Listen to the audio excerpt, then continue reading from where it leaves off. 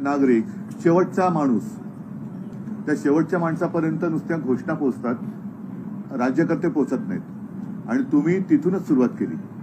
जेव्हा एखाद्या गोष्टीच्या पायालाच धक्का लागतो तेव्हा ते शिखर असतं ते कोसळतं.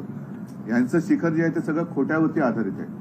आणि तुम्ही एकूण सुषमाताई, मी तुम्हाला मध्ये थोडंसं थोडक्यात घ्यायला सांगितलं कारण परत प्रेसची त्यांच्या वेळेची मर्यादा आहे. एकदा आपण व्यवस्थित सगळ्या आपल्या कार्यकर्त्यांचं पण शिबिर घेऊन या सगळ्या गोष्टी सांगू, कारण या जनतेपर्यंत पोहोचल्या पाहिजेत. जनतेच्याच गोष्टी जनतेपर्यंत पोहोचत नाही. याचं कारण असं की जाहिराती मोठ्या प्रमाणावरती होत आहेत आणि लोकांना असं वाटतं की एखादी योजना, जसं पंतप्रधानांचा फोटो लावला आणि एक 50 कोटी लोकांना फुकट घरं दिली, आपल्याला असं वाटतं किंवा तिथल्या लोकांना असं वाटतं की माझ्या गावात नाही पण सरकारची जाहिरात म्हणजे देशात इतरत्र झालं असेल. वास्तव पाहिलं तर कुठेच झालेलं नसतं. आणि एकूण आता जे काही वातावरण आहे, मी सगळीकडे तुमच्यासारखं मी पण सगळ्यांशी बोलत असतो, भेटत असतो, विविध क्षेत्रातील विविध थरातील लोकांशी बोलतोय. सगळेजण नाराज आहेत, सगळेजण वरपासून खालपर्यंत नाराज आहेत. याच्यात मी अंधभक्त धरत नाही, कारण त्यांना डोळे असून दृष्टी नाही असंच म्हणावं लागेल. असे हे अंधभक्त ते सोडून द्या. पण नाहीतर उद्योगपती आहेत, शेतकरी आहेत, कामगार आहेत, सगळ्यांमध्ये एक असंतोष आहे. आणि तरी देखील त्यांचा असं थोडासा समज केला जातोय की काय करणार, पण ईव्हीएमनी हे जिंकू शकतात. मला आता अशी एक भीती वाटते की ईव्हीएम हे काही करू न करू, पण जनतेत असं एक गैरसमज पसरवला जातोय की जिंकत आहेतच, म्हणजे जिंकत नाहीयेत. कारण आता तुम्ही वस्तुस्थिती सांगितली, वस्तुस्थिती पाहिली. जर दुर्दैवाने ईव्हीएमचा घोटाळा करून जिंकले तर देशात मोठा असंतोष होईल, देशात मोठा असंतोष होईल.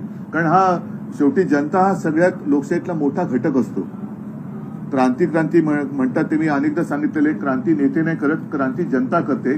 आणि जनतेच्या मनाविरुद्ध जसं आता चंदीगडमध्ये त्यांनी प्रयत्न केला, अगदी काल परवाकडे कुठे हिमाचल, तिथेही प्रयत्न केला. म्हणजे तोडा फोडा झोडा तुरुंगात टाकाने राज्य करा, हे जास्त टिकणार नाही.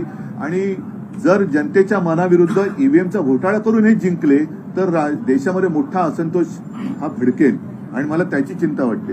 आणि म्हणून मला असं वाटतं की आपण जनतेच्या सोबत आहोत, जनतेला आपल्याबद्दल विश्वास आहे. ते फार मोठं आपल्या आयुष्यातलं भांडवल आहे. एकूणच काल सगळ्यात आधी भारतीय जनता पक्षाने मला वाटतं की 95 का 155 जणांची यादी जाहीर केली. 34 घराणेशाहीतले नाही, ते घराणेशाही तर भाग वेगळा. पण मला एका गोष्टीचं मोठं आश्चर्य वाटलं की अगदी सुरुवातीच्या काळात, म्हणजे खरंच सांगतो तुम्हाला, मोदीजी असतील, अमित शहाजी असतील, यांची नावं सुद्धा मी जेव्हा ऐकली नव्हती त्यावेळेपासून मी नितीन गडकरींचं नाव ऐकलंय आणि त्यांच्यासोबत काम केलेलं आहे. भारतीय जनता पक्षाचा एक निष्ठावंत कार्यकर्ता, आणि त्यांनी शिवसेना प्रमुखांचं जे स्वप्न होतं मुंबई पुणे रस्ता, हे विक्रमी वेळेत पूर्ण करून दाखवलं. अशा माणसाचं नाव पहिल्या यादीत नाहीये. पण ज्याच्यावरती बेहिशोबी संपत्ती जमा केली म्हणून आरोप केले होते त्या कृपाशंकर सिंहाचं नाव आहे. ही आजची भारतीय जनता पार्टी आहे. आणि अशी जर का लोक जर उद्या त्यांच्या विजयाची छाती ठोक गॅरंटी, आता काय झालेलं आहे, या गेल्या 10 वर्षात अनेक शहरांची, अनेक योजनांची, जुन्या योजनांची नावं पण बदलली, ती पुन्हा त्यांच्या नेत्यांच्या नावानुसार केली. काही रेल्वे स्टेशनची नावं बदलली, काही शहरांची बदलली. तसंच मला असं वाटतं की आता जुमलाचं नामकरण गॅरंटी झालेलं आहे. पूर्वी ज्याला आपण जुमला म्हणायचो त्याला आता यांनी गॅरंटी असं नामकरण केलेलं आहे. तर ह्या जुमलेबाज गॅरंटीच्या विरुद्ध जनता मला नाही वाटत पाठी जाईल. आणि तुम्हाला खरंच मनापासून धन्यवाद देतो, कारण तुम्ही आज इकडे आलात. हा काही साधा प्रवास नव्हता. तुम्हाला सुषमाताईला मी आधी सांगत होतो की सुषमाताई तुम्ही पायी वगैरे चालू नका, जा सभा घ्या, पण झोपड्या पण टाका. पण त्या झोपड्यानंतर काढल्या की आता नाही तर तिकडे लोक परत राहिले जायचे. आणि नाही, तुमच्या झोपड्यांची पुन्हा जाहिरात व्हायची, प्रधानमंत्री आवास योजना. देखो सुषमाताई को घर दिया की नाही दिया. तर ही वस्तुस्थिती तुम्ही केली आणि त्यांना त्या लोकांना धीर दिला. नाहीतर असहाय्य लोक आहेत, त्यांच्या सहनशीलतेचा अंत होण्यापूर्वी त्यांना आपल्यासाठी लढणारा कोणतरी आहे हा विश्वास तुम्ही दिला, त्याच्याबद्दल तुम्हाला खरंच मनापासून धन्यवाद देतो. आणि मला खात्री आहे हा सगळा प्रवास हा केवळ तुमचा नाहीये, तर आपल्या भारतीय लोकशाहीचा प्रवास आहे. ही लोकशाही कोणत्या दिशेने चाललेली आहे, लोक काय म्हणतायत आणि प्रत्यक्षात काय होते. तर हा प्रवास फुकट तर नक्की जाणार नाही. आणि ज्या ज्या गोष्टी तुम्ही अनुभवल्या त्याच्याबद्दल मला एक माझं तर म्हणणं की एकदा तुम्हाला वेळ देऊन तुम्ही नीट सांगण्यात एक जिल्ह्याप्रमाणे एक टिप्पण करून द्या.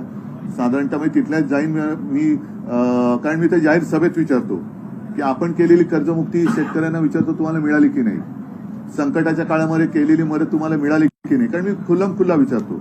तर ते सगळेजण सांगतात. आणि नंतर आता आजच सकाळी मी बघितलं नितीन देशमुख पण आपले एक यात्रा करतात अकोल्यामध्ये.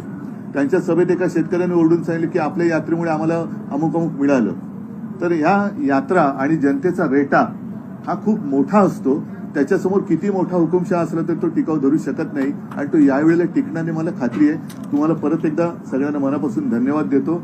आणि आता हा एक पायी प्रवास केला, आता हा असा प्रवास आपल्या महाराष्ट्राचा दिल्लीच्या दिशेने आपल्याला करायचा आहे.